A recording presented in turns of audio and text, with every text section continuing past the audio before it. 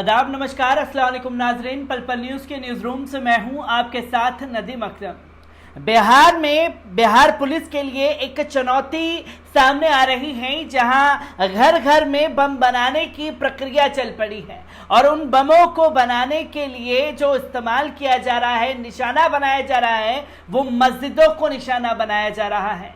जहां बांका दरभंगा में हुए विस्फोट का खुलासा पुलिस नहीं कर पाई है, तो वहीं शहाबुद्दीन के सिवान में भी मस्जिद के पास एक जोरदार धमाका किया गया है।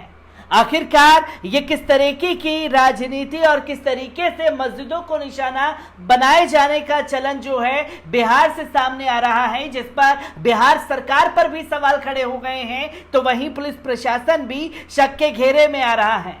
आखिरकार इतनी बड़ी चूक क्यों हो रही है, जहां धार्मिक स्थलों को निशाना बनाया जा रहा है और खासतौर पर ऐसे माहौल में मस्जिदों को टारगेट किए जाने की खबर अपने आप में ही कई सारे सवाल खड़े करती है। बांका दरभंगा विस्फोट का खुलासा नहीं हुआ, सिवान की मस्जिद से भी इसी तरीके की तस्वीरें सामने आ रही हैं। आखिरकार पूरा मामला क्या है, एक बार इस पर नजर डालते हैं। बिहार में पिछले एक महीने में बम धमाके की तीसरी घटना हुई है।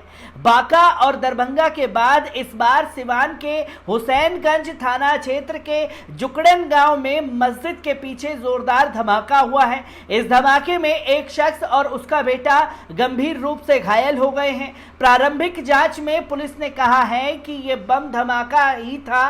धमाके की जोरदार आवाज सुनकर पूरे इलाके में दहशत का माहौल बना हुआ है। धमाके में घायल पिता पुत्र को सिवान सदर अस्पताल में भर्ती कराया गया है, लेकिन उनकी हालत नाजुक होने के चलते तत्काल उन्हें पटना रेफर कर दिया गया। सिवान सदर अस्पताल के डॉक्टरों ने बताया कि जुकड़न के रहने वाले विनोद माझी और उनके 3 साल के बेटे सत्यम कुमार को गंभीर हालत में लाया गया था।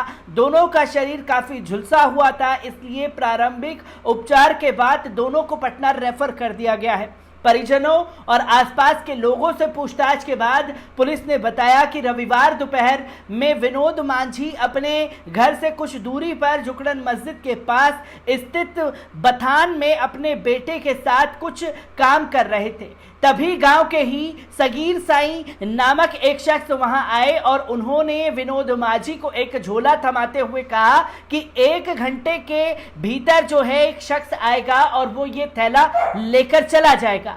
सगीर साई झोला थामकर जैसे ही आगे बढ़े, वैसे ही उसमें धमाका हो गया। बताया जा रहा है कि इस धमाके में सगीर साई भी घायल हुआ है, लेकिन वे फिलहाल फरार हैं। सिवान पुलिस ने मुजफ्फरनगर से एसएफएल टीम को बुलाया है ताकि मामले की ठीक से जांच की जा सके। बांका जिले के टाउन थाना के नवटोलिया के एक मदरसा में 8 जून को जबरदस्त धमाका हुआ था। विस्फोट होने के बाद मदरसा पूरी तरीके से जमींदोज हो गया था। ब्लास्ट इतना ताकतवर था कि मदरसा पूरी तरह से जमींदोज होने के साथ साथ उसका एक हिस्सा सड़क के किनारे गिर गया था और इसमें इमाम का इंतकाल हो गया था। पुलिस की जांच में सामने आया है कि मदरसा ब्लास्ट बगल के कमरे में हुआ था। इस मामले की गंभीरता से जांच की जा रही है। अभी आरोपियों को नहीं पकड़ पाई है बांका जिले के, तो वहीं दरभंगा के भी आरोपियों को पकड़ने में पूरी तरीके से नाकाम साबित हुई है दरभंगा पुलिस। तो वहीं सिकंदरा से दरभंगा पहुंची स्पेशल ट्रेन के साथ आए एक कपड़े के बंडल में अचानक स्टेशन पर विस्फोट हो गया।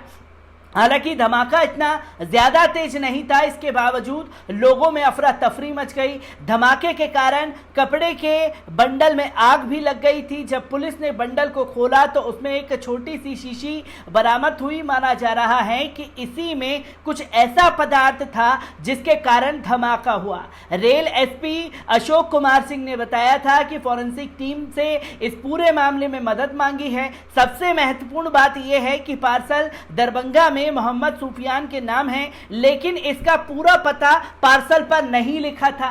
तो आप देख सकते हैं कि बिहार में किस तरीके की राजनीति जो है वो की जा रही है। मुसलमानों को ही इसमें फंसाने की कोशिश और मस्जिद मदरसों को टारगेट किया जा रहा है, जिसके चलते बिहार सरकार पर भी सवाल खड़े हो रहे हैं कि आखिरकार उन टीमों की जांच क्यों नहीं बैठाई जा रही, जहां घर घर में बम बनाए जा रहे हैं और उन बमों का इस्तेमाल जो है मस्जिद और मदरसा के लिए किया जा रहा है।